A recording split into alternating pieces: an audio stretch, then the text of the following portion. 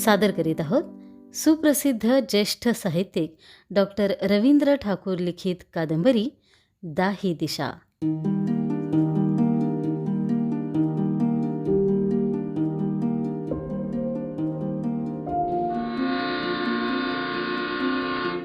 भाग 7. रात्री 12 वाजेपर्यंत पोरांचा गलका सुरू असायचा. रात्री 12:30-1 नंतर सामसूम होई तेवढीच. वानरांच्या किचकिचाटामुळे अपरात्री जाग आलीच तर पुन्हा झोप येणं अशक्य होऊन जाई. काही अभ्यासू विद्यार्थी पहाटे 4 वाजता अभ्यासाला उठत. वाजपेयी नावाचा एक विक्षिप्त विद्यार्थी होता. तो रात्री अपरात्री केव्हाही उठायचा. तेवढ्या रात्री शेजारच्या पानमळ्यातल्या विहिरीवर जाऊन तिथल्या टाकीत उतरून आंघोळ करायचा आणि मग अभ्यासाला बसायचा. भीती नावाची गोष्टच त्याला माहीत नव्हती. दिवसभर तो कुठे असायचा त्यालाच माहीत. त्याला कुठून कुठून भलती-सलती पत्र येत. त्यात काय लिहिलेलं असेल याचं काहीच नेम नसे. एका पत्रात त्याच्या प्रेतयात्रेचं वर्णन होतं. ते पत्र त्याने सर्वांना दाखवलं. असा हा वाजपेयी म्हणजे एक केसच होती. अशोकचा मात्र या कलकलाटात अभ्यास होत नसे. पुस्तकाच्या पानांचा आवाजसुद्धा त्याला सहन व्हायचा नाही. अशोक हा अरविंदचा वर्गमित्र, तर सुदाम हा अशोकच्या गावचा म्हणून दोघांचा मित्र. अशोक आणि अरविंद रोज एकाच बाकावर बसत. हीच त्यांच्या मैत्रीची सुरुवात ठरली. ते दोघे आर्ट्सकडे होते तर सुदाम कॉमर्सकडे. अशोक आणि सुदाम हे दोघे खोलीच्या शोधात होते. त्यासाठी ते रोज इकडे तिकडे भटकून येत, पण यश येत नव्हतं. एके दिवशी अशोक म्हणाला, अरविंद मित्रा, दांडगेवाडीत एक खोली आहे, चांगली आहे, भाडं 15 रुपये. तू आमच्यात पार्टनर म्हणून येतोस? प्रस्ताव चांगला होता, पण तो परवडण्यासारखा नव्हता. सॉरी यार, अरविंद म्हणाला, सध्या तरी खोलीचा विचारच मी करू शकत नाही.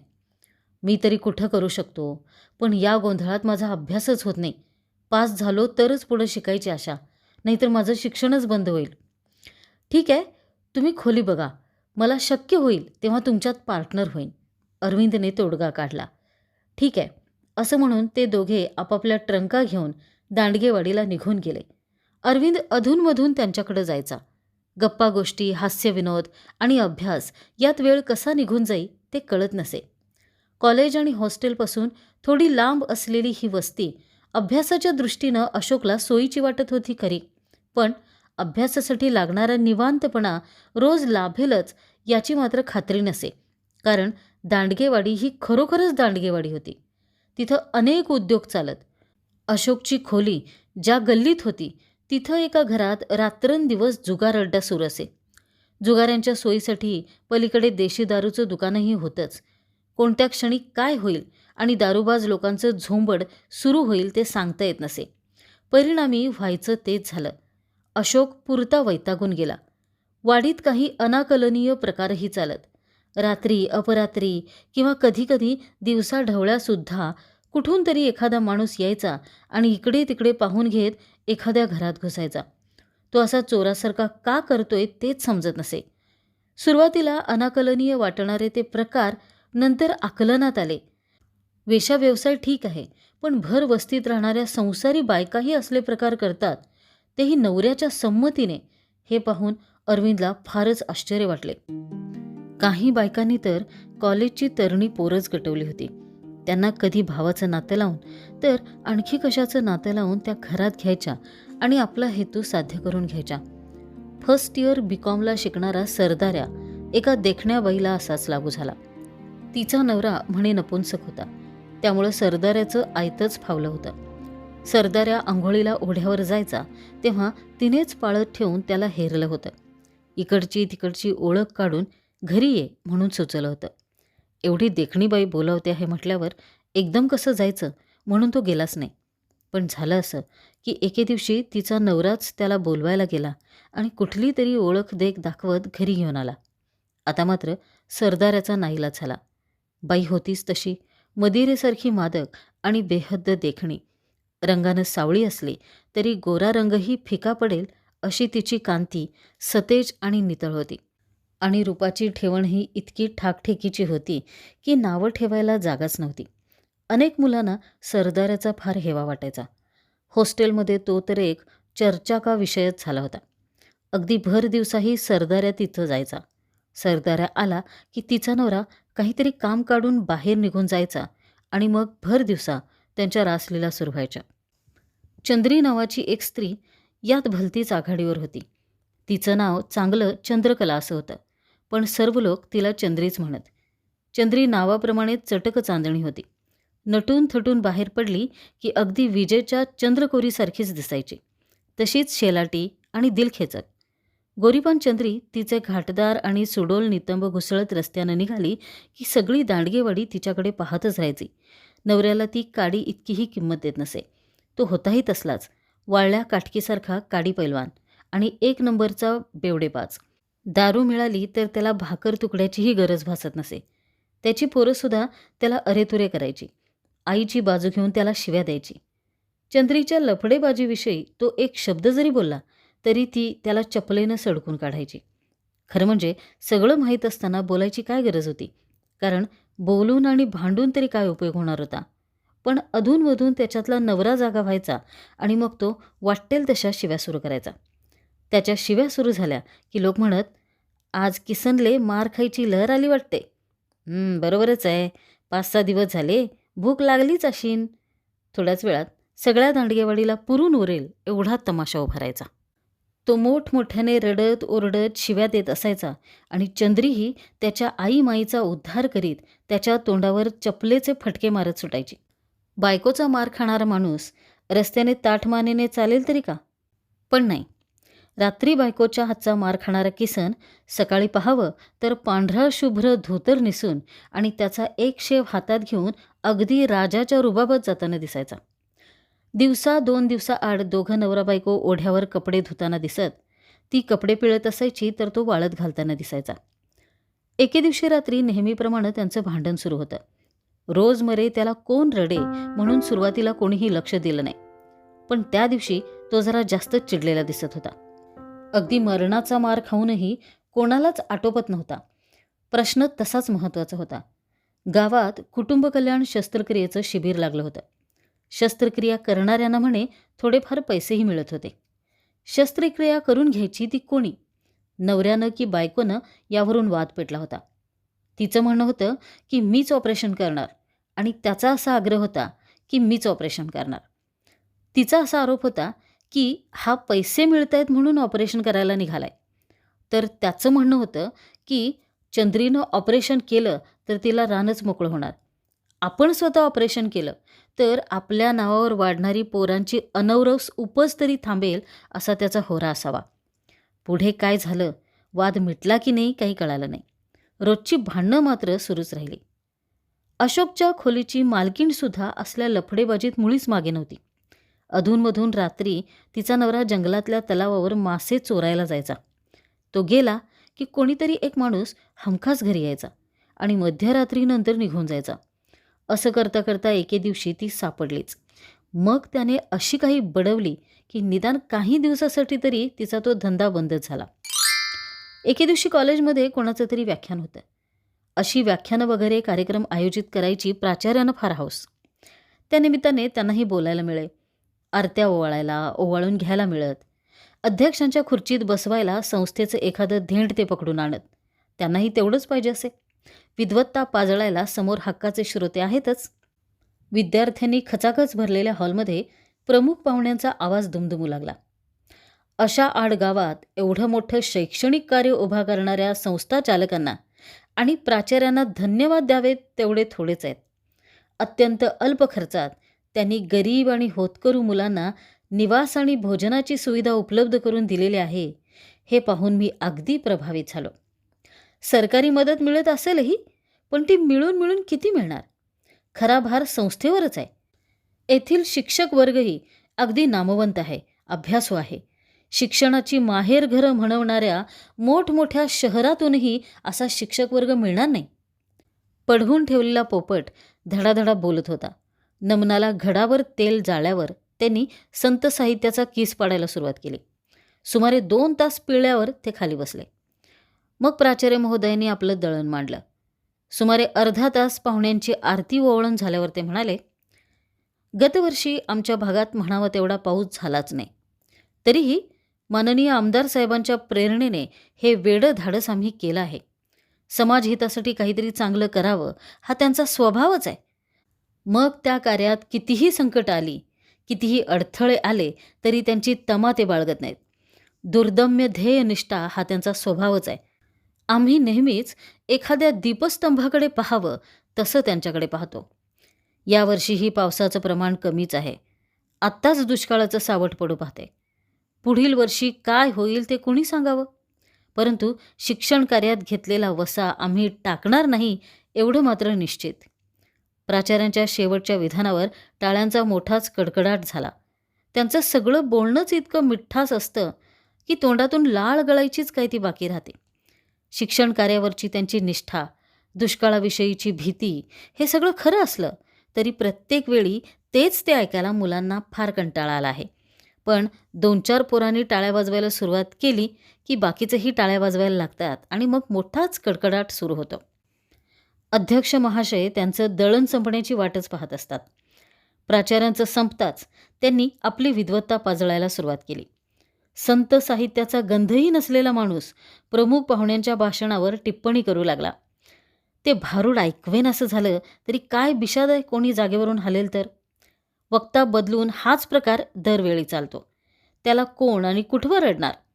पण त्यानिमित्तानं क्वचित एखादं चांगलं व्याख्यान ऐकायला मिळत होतं. हा लाभही काही कमी महत्त्वाचा नव्हता. नाही म्हणलं तरी आजचं व्याख्यान अरविंदला आवडलं होतं. भाग 8. दिवाळीची सुट्टी जवळ येताच पोरं इतकी हरखली की प्रत्येकाला केव्हा एकदा घरी जातो असं होऊन गेलं. अक्षरशः कैदेतून सुटका झाल्याप्रमाणे पोरं ट्रंका भरून वाटेला लागली. काही तर 8-10 दिवस आधीच पळाले होते. अरविंदनेही आपली ट्रंक भरली आणि खडकीचा रस्ता धरला. अशोक, संजू, सुदाम हेही गावाकडे निघून गेले. आता या सुट्टीत काय करता येईल हा भुंगा प्रवासभर डोकं कोरत होता. फावल्या वेळात अभ्यास करता येईल, पण पोटासाठी काहीतरी करायलाच पाहिजे होतं. 5-50 रुपये जमले तर तेवढेच कामी येणार होते. गारकन वळण घेऊन गाडीने टेकाड मागे टाकलं आणि खालचं गाव दिसू लागला. गावालगतची कौलारू शाळा, शाळेसमोरचं मारुतीचं देऊळ, बकऱ्यांची वाडगी, गावठाण आणि तो बस स्टँडचा फाटा, सगळं कसं चित्रातल्यासारखं दिसत होतं. त्या पलीकडे पूर्व पश्चिम पसरलेली डोंगर रांग आणि त्या रांगेपलीकडे शिरसोलीचं जंगल. डोंगराकडेच्या रस्त्यानं पश्चिमेकडे 3 मैल चालत गेलं की स्टेशन. पश्चिमेकडून स्टेशन आणि पूर्वेकडून सुमारे 1 किलोमीटर अंतरावरून जळगावकडे गेलेला हा बस मार्ग, एवढ्या दळणवळणाने हे गाव जगाशी जोडलं गेलं आहे. या गावातला पहिला दिवस नव्हे, पहिली रात्र अरविंदला नेहमी आठवते. करगाहून सकाळी 8-8:30ला निघालेल्या घर सामानाच्या बैलगाड्या अंधार पडला तरी रस्ताच तुडवत होत्या. गचक्याने अंग नुसतं आंबून गेलं होतं. भाऊ, आई आणि सगळी भावंडं दुपारच्या रेल्वेनं पुढे जाणार होती. भाऊंनी सांगितलेली गावं एक एक करून मागे पडत होती खरी, परंतु रस्ता अजूनही संपत नव्हता. अजून किती अंतर जायचं आहे तेही समजत नव्हतं. रस्त्यात एक भलं मोठं टेकाड लागलं तेव्हा अंधार बराच दाटून आला होता.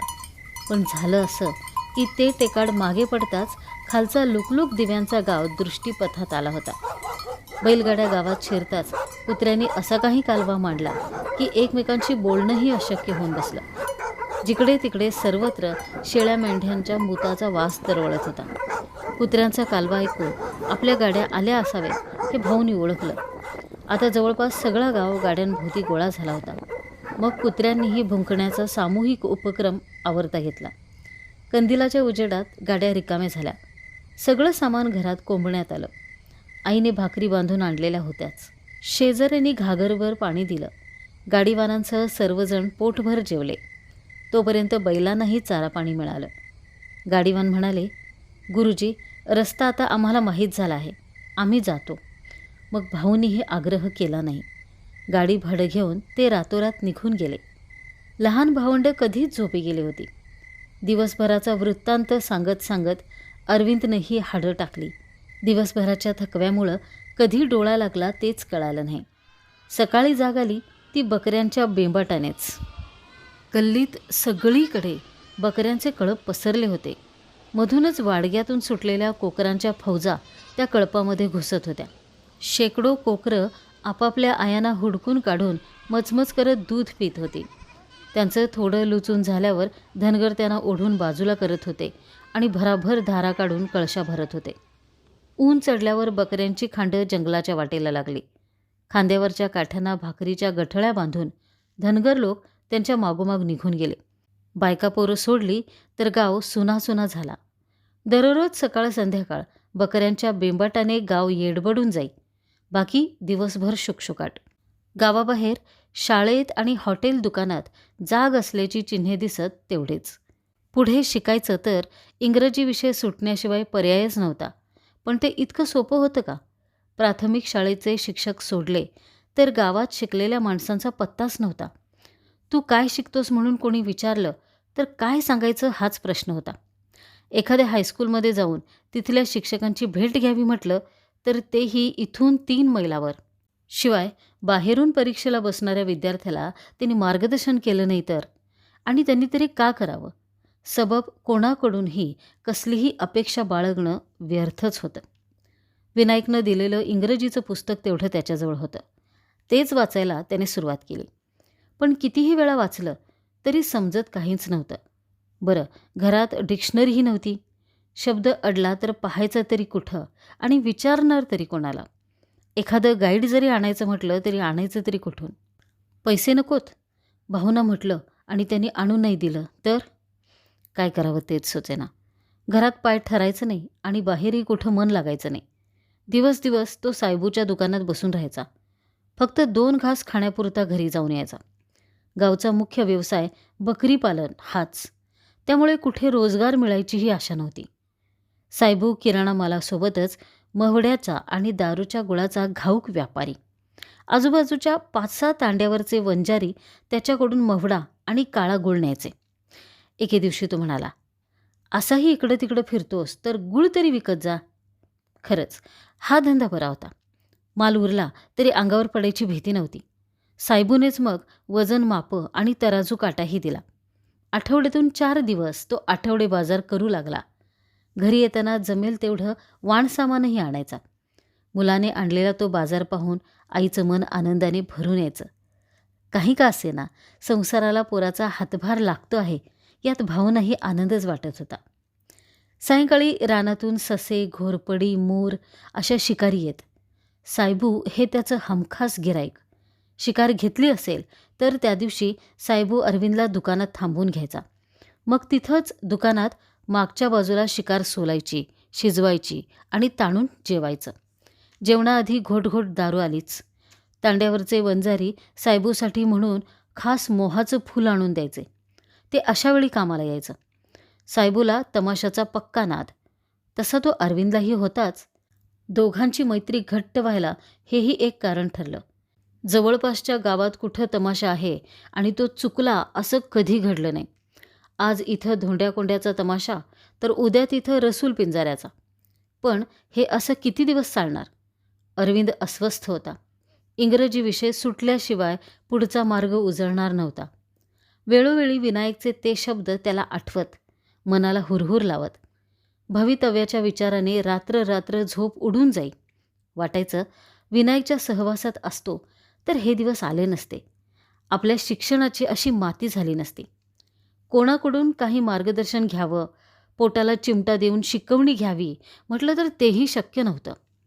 वाटायचं कुठेतरी निघून जावं, आपलं आपणच पोटाचं आणि शिक्षणाचं बघावं. पण जायचं म्हटलं तरी जायचं कुठं?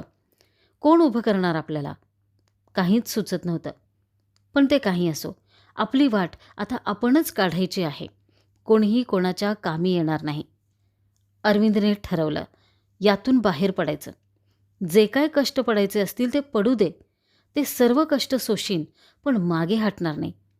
एके दिवशी शिरसोलीचा बाजार आटोपून त्याने परस्पर जळगाव गाठलं होतं. निदान इंग्रजीचं गाईड आणि अपेक्षित प्रश्नसंच घ्यायलाच पाहिजे होता. त्या दिवशी रात्री तो घरी आला तेव्हा त्याच्या हातात नेहमीप्रमाणे वाण सामानाची पिशवी नव्हती. त्या दिवशी मध्यरात्र उलटून गेली तरी अरविंद अभ्यासच करत होता. नव्या कोऱ्या पुस्तकांवरून पुन्हा पुन्हा मायेचा हात फिरवत होता. परीक्षा फॉर्म भरायचे दिवस जवळ आले. आदल्या वर्षीचं मार्कशीट आणि शाळा सोडल्याचा दाखला घेऊन तो हायस्कूलवर जाऊन आला. तिथल्या हेडमास्तरांना भेटून फॉर्म आणि परीक्षा फी भरली. गुळाच्या धंद्यात झालेली कमाई अशी कामी आली. मुलगा झटून अभ्यासाला लागला आहे हे पाहून भाऊंनाही समाधान वाटू लागलं. रोज संध्याकाळी आज आपण काय काय वाचलं, प्रत्येक धड्यात काय म्हटलं आहे हे तो त्यांना सांगायचा. तेही सगळं शांतपणे ऐकून घ्यायचे. एके दिवशी अरविंद म्हणाला, तुम्ही एक काम करा, यावेळी पगार घ्यायला जळगावला जाल तेव्हा एक डिक्शनरी घेऊन या. इंग्रजीचा अभ्यास करायचा तर डिक्शनरी पाहिजेच. भाऊंनीही ते फारच मनावर घेतलं आणि अरविंदला त्यांनी के.बी. विरकरची डिक्शनरी आणून दिली. झालं, डिक्शनरी हातात पडताच तो आणखी जोमाने कामाला लागला.